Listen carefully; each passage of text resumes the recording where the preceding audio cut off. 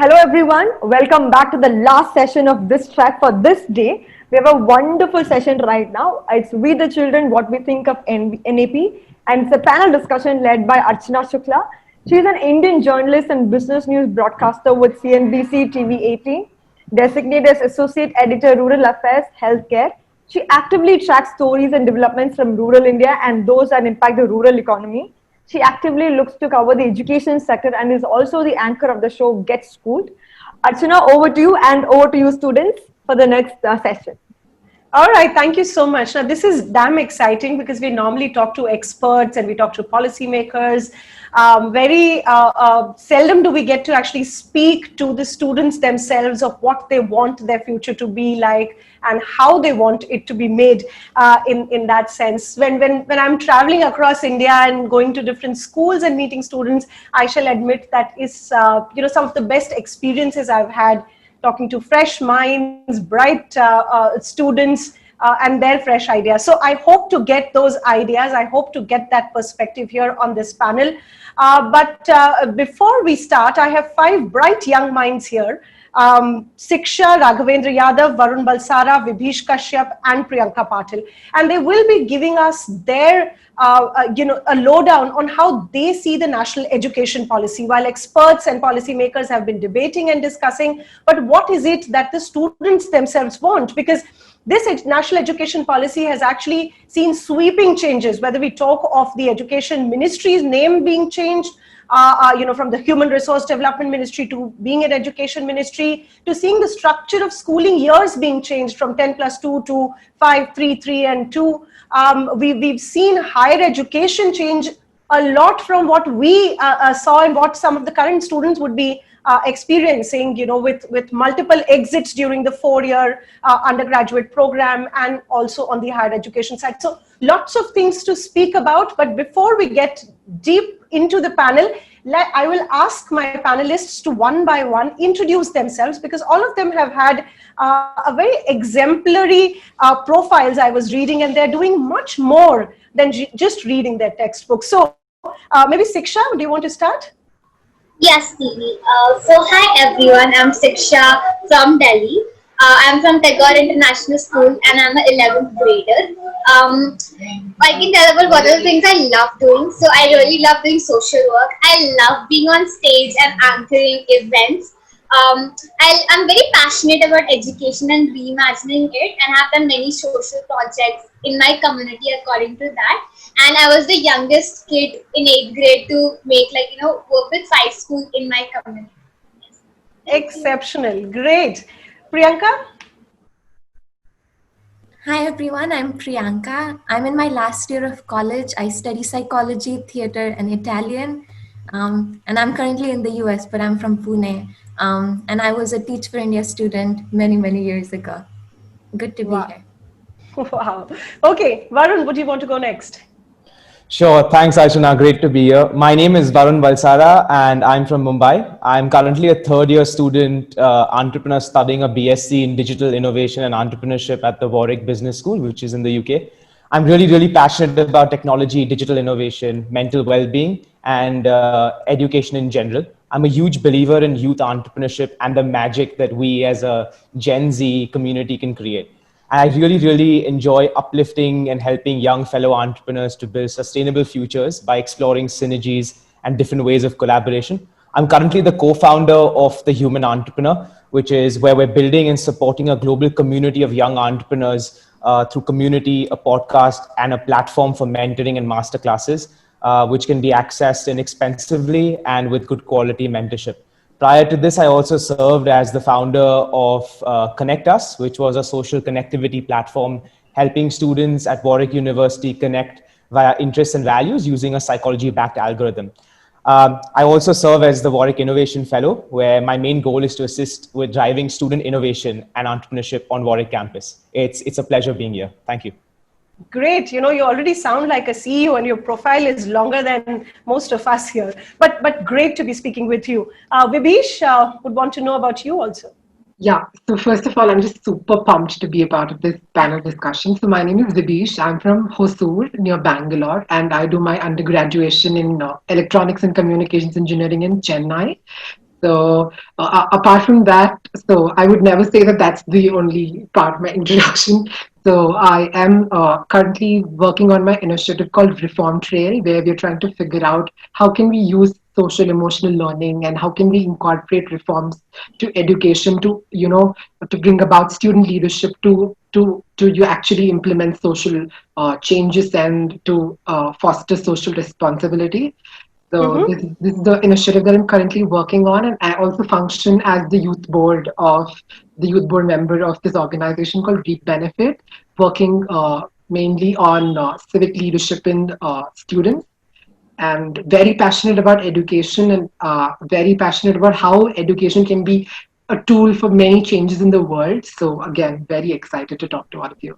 Thanks, Vibhish. Great to have you also on the panel. The last panelist, Raghavendra.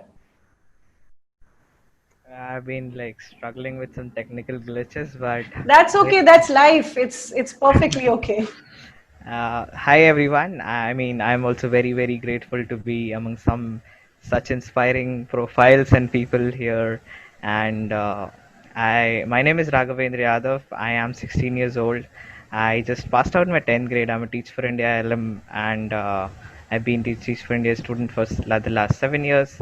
And I run also a student leadership track for students in my community, where it's just a small initiative where we just leverage students to become like student leaders in the community and just solve whatever problems that they see in the community. And then I'm a student advisor to Teach for All. Teach for All is an independent organization, a group of independent organizations like all the Teach Fors. And yeah, I mean, more than anything, I'm very enthusiastic about today's panel. And it's just like so nice to have. It's good to have such a big relief when you get into from a very big technical shutdown, and then everything just opens up. So Isn't that what life is really? We've seen very difficult times in the last 7, 8 months because of the COVID, because of lockdown. But at the same time, the positives have been that all of us have almost entirely adapted to newer things, newer lifestyle, technology. We are all dependent on it now. And while technology is a great, mediator, but it's exactly not what is driving it. We are the ones driving it. It's our minds. In fact, it's your young minds. So now, if we talk of the national education policy, particularly in the context of COVID-19, because from here on, the lives of everyone is going to change, has already changed in a very different side. The way the teaching methodologies are also going to change. We are seeing technology being adopted and adapted. But keeping that as a backdrop concept, as a context, and looking at the national education policy, what do y'all think have been some of the breakthroughs in the national education policy? Let's keep our answers brief so that we can, discuss a lot more detailed elements of that. And I would like Siksha maybe start with it, considering her name herself means education. Yes, Didi, I can start. So firstly, I'd like to give a perspective, my perspective on new education policy. So I really liked it personally, how we are gonna, as a student, are gonna learn about coding and how it focuses on giving kids holistic education, which is very important and one of my dreams. But then when I was going through it, the PDF like entirely, then just I realized that there are certain breakdowns in that new education policy, such as when it actually talks about making schools, building schools, and giving teaching kids coding and all. But I think the how part was missing a bit, because Yeah. we all have been trying to change education from so many years, and suddenly this policy would be difficult to actually implement. So I didn't get how, when they talk about building schools in local areas and getting students from local areas to come, but how are they gonna get students? They didn't talk about the background they come from. I think the change. I think before actually building schools, there should be a change in mindset in the parents, so that they allow kids to send them schools, and then the process start and learning start. I think that was one of the breakdown in the new education policy. And also, I think there were too many things at one time. So when it talks about teaching kids coding, it also talks about how we're gonna teach kids about going out and exploring the society problems and working on projects and everything. But I'm just like thinking about in school hour we just have 6 hours, and how are we gonna finish the syllabus as well as all the things? So the time management thing is a problem, because we as student right now, I'm just like, even if I study the whole day, there's a lot of pressure of finishing syllabus. How are we planning to cope up with the coding and the learning process extra? So I think these two main. Okay. So, good things about teaching newer elements that may be more useful going forward for students. But the how part was missing, and that's something that even we've been discussing as to what would be the roadmap. But just to put things in perspective, this is just a policy document. Policy documents are made to figure out what we want to achieve, and then over the process of the next few years, various states and governments will decide, and educationists will decide how to go about it. But it's very imperative that students want to know what happens. Varun, if you may want to come in on this.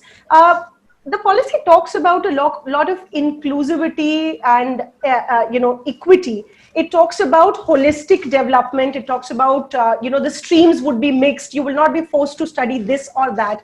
How do you think that is going to make a change, a difference? Do you think that is a breakthrough? And what, in your sense, is the breakthrough?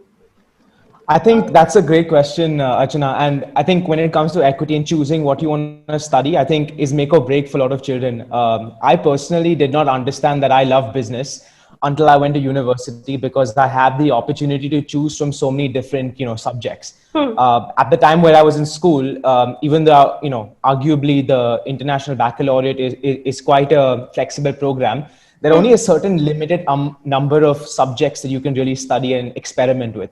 And one of them for me wasn't business, although it was offered.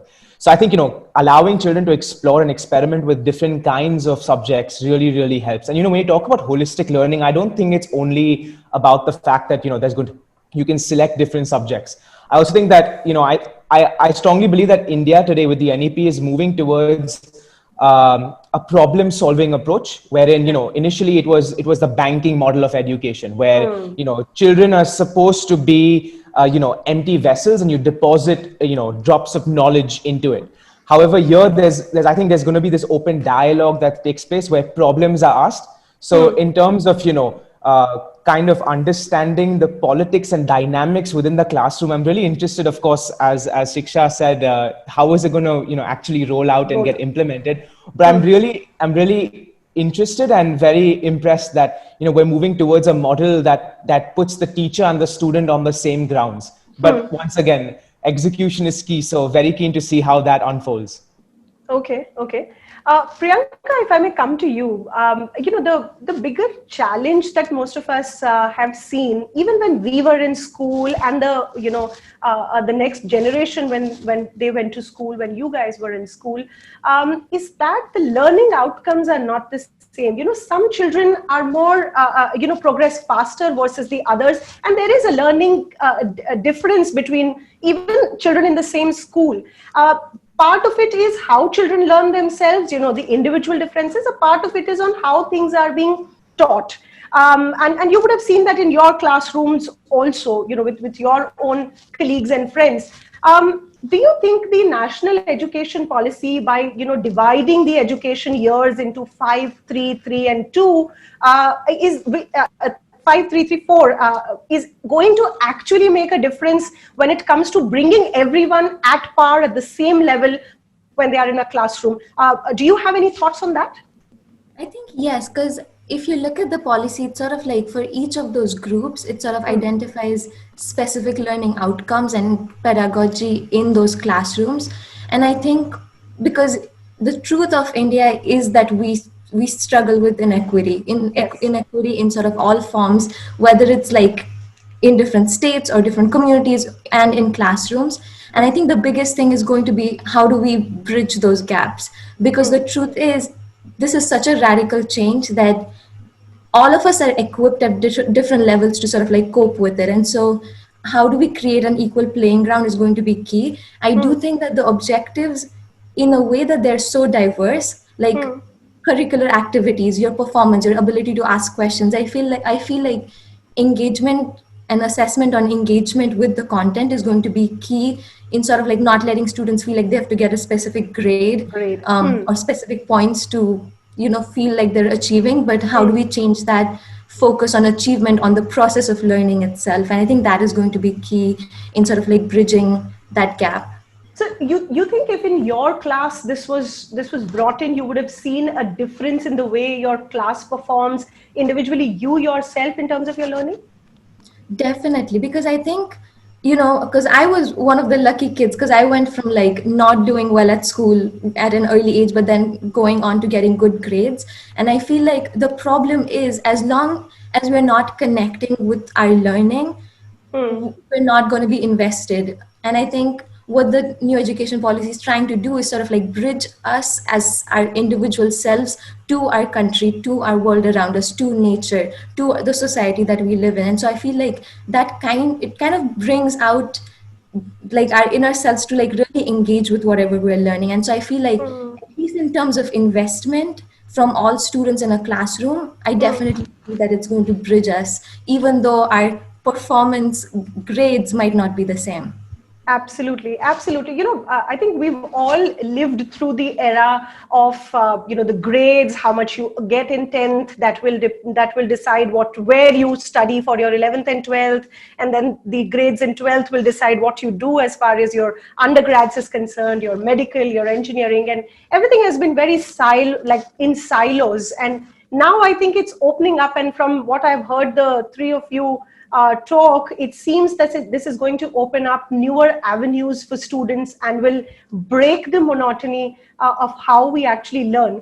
But Vibhish, let me come to you. You also are, through your other work that you do, you're also looking at bringing youth towards leadership through self to society approach, etc. How do you look at the national education policy from that perspective of pushing students to take up more entrepreneurship, as far as breaking the mold of based on grades, how you would work, like Priyanka was pointing out, that would be broken now if this NEP is actually fully implemented. How do you think this is a breakthrough, or what would be in your sense? Yeah, so I actually, I mean, that's a great question to ask. So actually, what exactly do I feel about is that the NEP has done a great, like, while putting it on paper, like, it sounds absolutely cool about the choices that it has to offer to the students. Like, where, for every school and every institution, I think, has had the trouble to deal with a heterogeneous group of students, while just like, while sticking to like one concrete academic scheme for like a huge group of students. But I think with the NEP coming in, I think we see a lot of choices. And like you had mentioned earlier, even with respect to the universities, like multiple exit option and multiple, just like new courses, that you can take, not just be restricting to like, a stream, a set of courses. I think what this enables every student to do is that by, say, for example, if I want to study physics and music together, I can do this right now. So what is, at the end of the day, what this is going to do is that this is kind of putting together the passion which I want to pursue, and at the same time my dream of achieving something. So this allows us to go with this mix. And the same time, when we are doing things like, for example, I said physics and music, I think this is going to create, increase a lot of creativity that is coming out of this generation, which comes out of this new education policy. So again, I think creativity, which directly links to things like entrepreneurship and a lot of leadership, and again, with a lot of other smaller things that have been mentioned in the NEP, like the bagless days, and with the 5+3+3+4 stage being explained as activity based learning, experimental learning, and all of that. I think all of that will assist to this process of just like increasing, and just with one person being able to do things on their own while picking up smaller skills that they want to like put it together with their passion and dream. So I think it definitely does seem very, very positive from my perspective.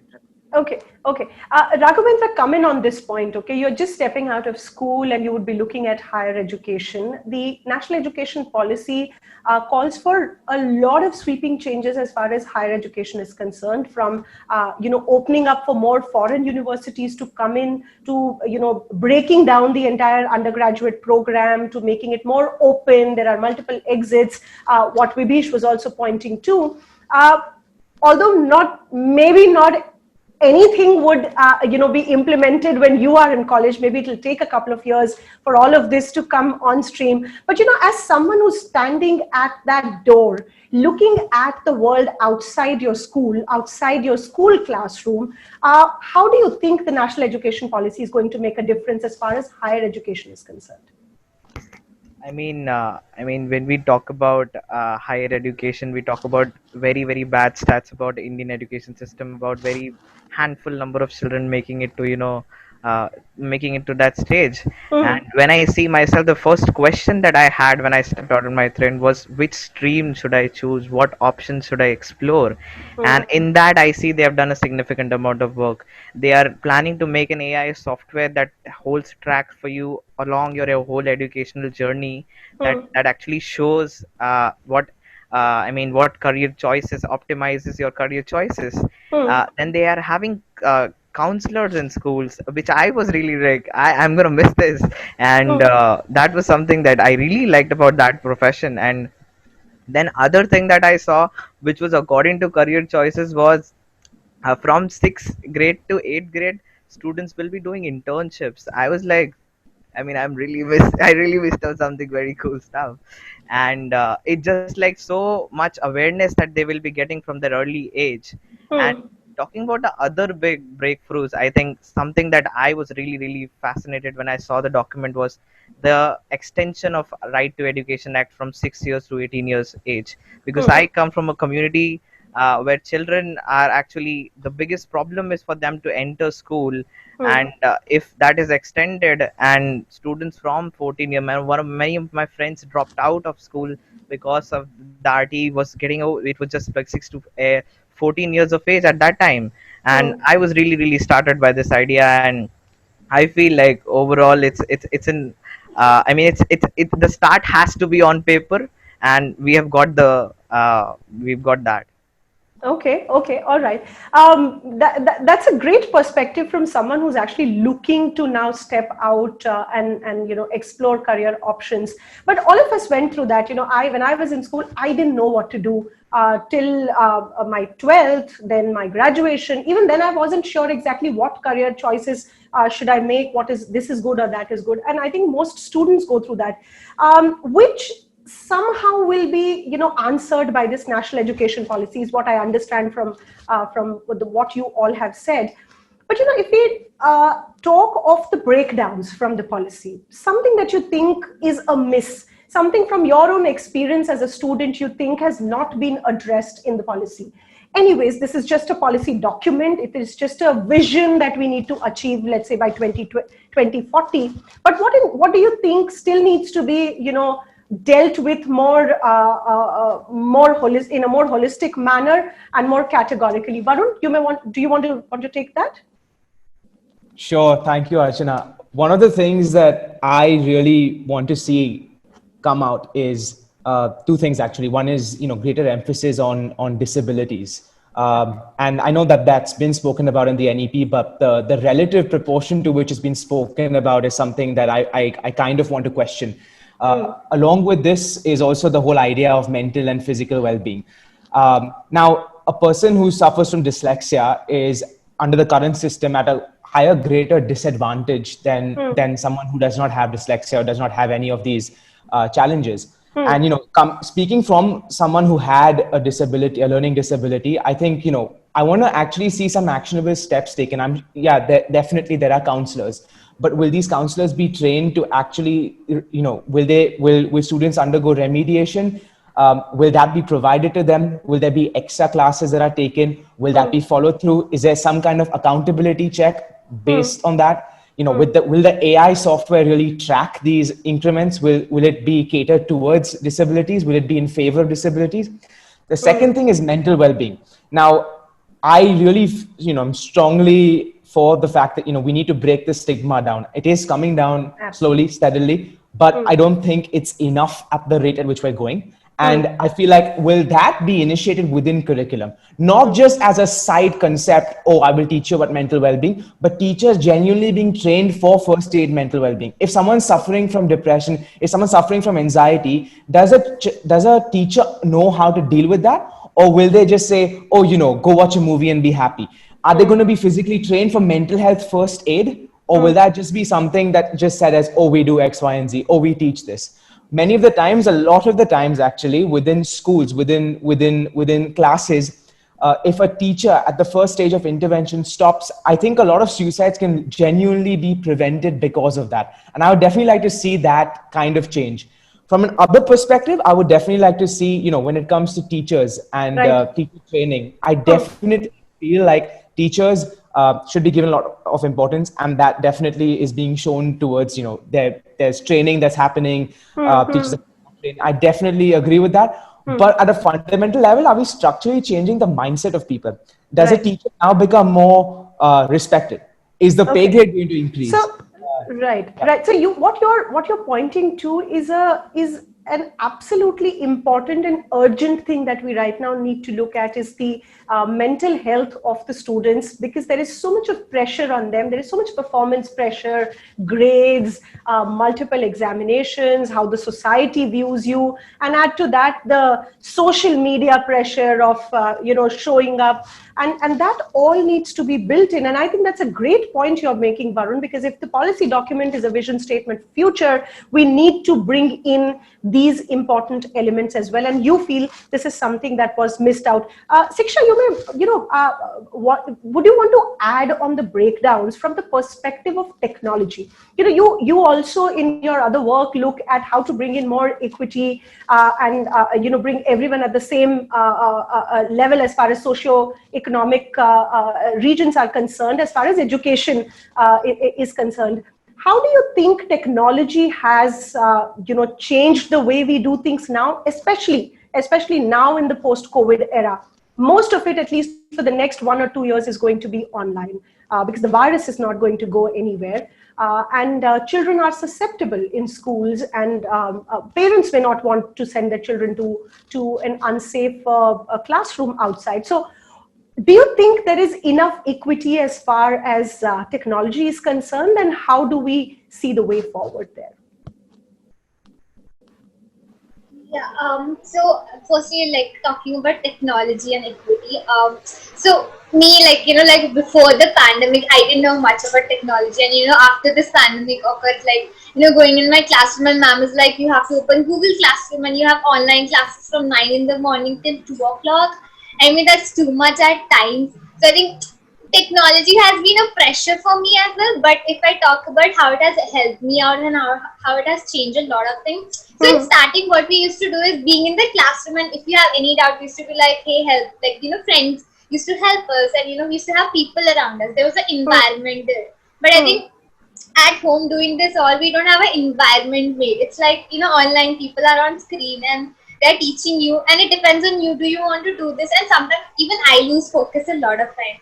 So I think technology is the problem, but what I did, something I'm going to share this experience. So because I was feeling very low in the classroom and all. So what we did in the classroom, our new classroom was, so we started the day with asking about how we all have been, and then we were talking about days, and then we made a small greeting notes on with technology, and we send it to all the people online. So I think we can use technology in a positive way, but as well as even there's a lot of pressure and things in us, but definitely we can use technology in a lot of ways about learnings and different things. But then it comes a point who have access to this technology. Not everybody has. Absolutely. So, I was reading this article where, in this pandemic, a 15-year-old girl committed suicide because she didn't get access to mobile phones because of her online classes. And I think this leads to a lot of depressions, and people feel unequal at times. So I feel lucky that I have technology and I have a laptop to take my session. But what about the kids who don't have these technology, and how are we helping them to reach the level? Absolutely. So bridging the gap as far as access to technology is concerned is going to be the key going forward. And maybe the NAP needs to focus on, access to technology to further education in rural areas, in the places and people who don't have access to. Priyanka, you wanted to make a point here? I saw you.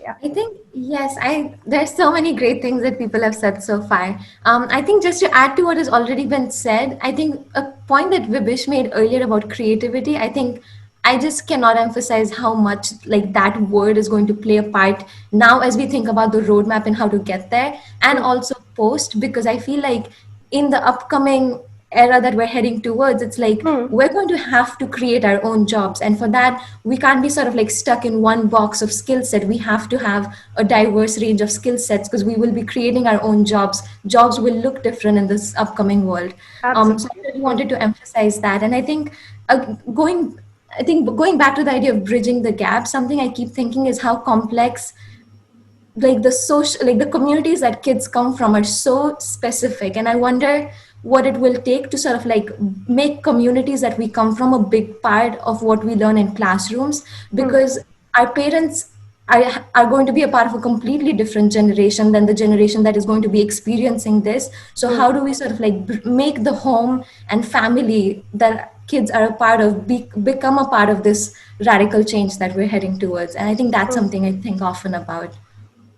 Oh, okay. So bridging the gap, the generation gap as well, it would be very crucial. In fact, it is. We've also seen in our own homes for parents who are possibly at almost the same level as their children, more like friends, understand how the new world functions and works.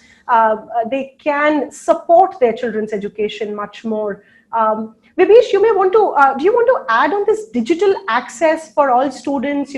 Post-COVID, how do you see that pan out, and how does the national education policy look at digital access for all children? And what, in your sense, could be some of the challenges that the national education policy may have missed out on?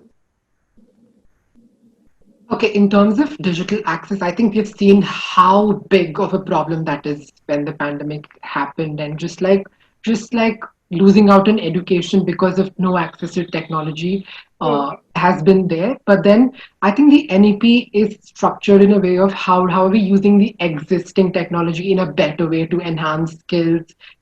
But I think there is a kind of a miss in order to understand how are we going to cater to the needs of people in rural areas in terms of technology. I think there is definitely a miss while coming to that. I think there are also like two more small points which I want to make with respect to like the challenges which we will still face with the NEP coming in is the teacher student ratio. I think especially in rural areas, I think that's a huge problem. Though now we say this is like like there is personal attention with the NEP coming in, but if the student teacher ratio is so high, how will we even on ground, how is the problem solved? And like what Varun said, how are we going to create more teachers while how will we increase the pay scale, or how are we creating more teachers in order to because the on ground implementation is very important. On paper the NEP sounds very very super exciting and very hopeful, but at the end of the day, it's a policy, and while the implementation, I can see that there'll be so many challenges, and I'm very, very curious to know how all of us together, as people who are interested in education, can work towards those challenges to make it a success. Yeah. Okay.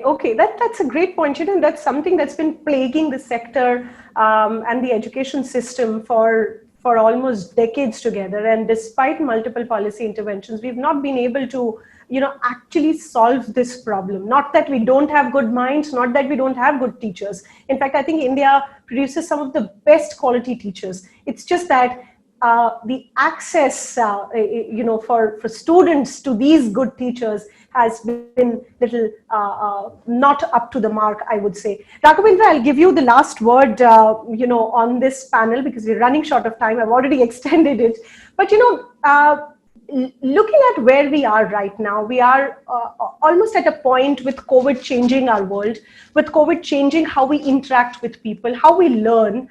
how we get information on things, whether it's news or educational information, and also with the new policy document. Do you think there is a need for more student voices to be incorporated when we are making policy decisions? Students who may be at a particular level, like y'all or your colleagues, who have maybe passed school, and they can tell about what have been the misses, what could have been done better for you as a student or your friends as students to perform better, or where were those misses? Do you think right now is the time to include the stakeholder, the main core of what the national education policy deals with? It's student education, to bring that student on the pedestal and to say that you need to have a voice. Yeah, I mean, I was actually going to talk about that. Oh, perfect. I preempted. So one of the big misses that I saw, I don't want to talk about implementation because we don't know what is something that can happen in the future. It may happen, it may not. But what I see in the policy was that throughout the policy, you see there is an emphasis and big bold letters: teaching students, teacher training. Mm, Learning is just not about teaching; it's about learning with the students, and that is what I feel has to be the key of. And nowhere it has mentioned that there will be idea of partnership coming alive while teaching. There is nowhere. There could have been a mention of school management communities where we have students' voices filling in. There could have been levels through which, like district level management students committees, advise students filling have feedback from. There is mm, a very big emphasis on measuring the amount of impact that is going to be learning outcome, but what about the voices? Like nothing can expand until and unless those who are actually experiencing it mm. voice out and tell about that. So there is no feedback actually coming from our side. So that's how, I mean, that's again the whole narrative of the NEP, the openness, and that completely gets destroyed there itself, because you're not asking, we are the core at it, and you're not Absolutely. asking what are we learning. There's mention of parag, I mean, teacher being assessed, standards being, there is no student standards, there no, I mean, so this is a very big question that I had. And the other thing was that a language could have been explicit in the document. The point that we talk about inclusivity, Mother tongue. Hmm, connectivity, hmm, they actually talk about the LGBTQ part. They actually don't say it LGBTQ, they say just transgenders. And oh, inclusivity just starts with transgender, I mean, with the language you use. It's a very big part of like getting people equal. And so it just says that male, female, and transgenders. And my brother actually was a disabled student, so picking on to Varun's point, I mean, I could feel at that he was so scared to go to school because he might be put in a different section. So, hmm, hmm. I mean, I don't know how that is. Again, like, I don't want to speak about what's been going to be implemented or not, but what I could see, like, these are the major missings in the document itself.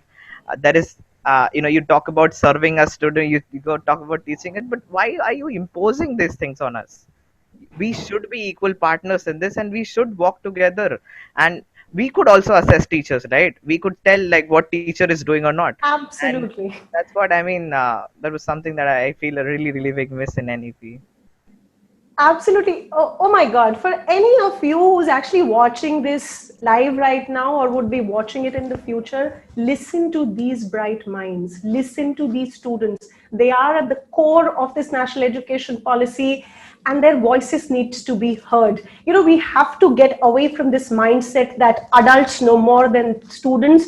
The teachers or the policymakers or the educationists know more of how the students' future can be improved rather than the students. The world has changed. The education needs to change.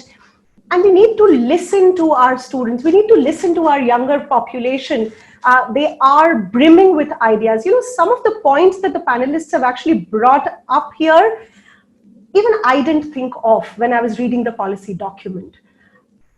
The point that Raghavendra made about the language being written. The point that Varun made about talking about disabilities and talking about making it more equal for, there is nothing about disabled people here. Priyanka talking about digital access, Siksha talking about bringing more equity, in education, and Vibhish talking about how, this needs to progress from here on to push entrepreneurship, to push, students take charge of their life and their future and not be dictated. Things cannot be imposed on them. I am so glad I was part of this panel. I actually have learned so much more than what I knew before I got onto this panel. So thank you so much, Priyanka, Siksha, Vibhish, Raghavendra, and Varun, for bringing your fresh ideas onto the table, and for everyone watching this video right here or maybe later. And I hope policymakers watch this and listen to this